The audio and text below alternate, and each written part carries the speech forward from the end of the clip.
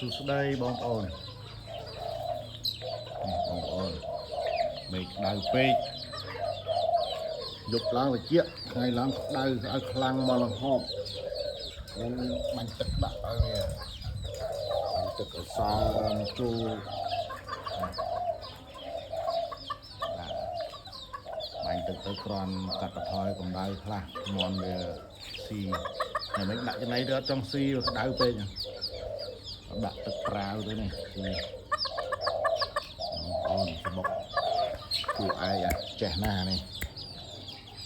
ធំជាងគេមកស្បុកវា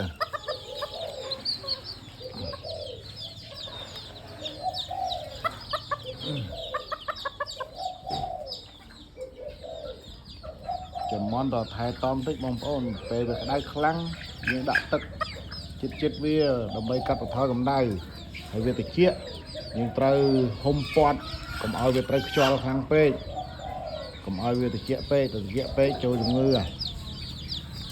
ចឹងក៏ថែតំចឹងចេះបត់បែនតាមកលៈទេសៈ